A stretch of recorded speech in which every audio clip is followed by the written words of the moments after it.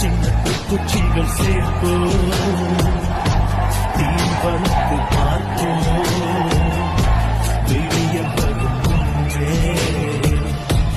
இளைஞருக்கு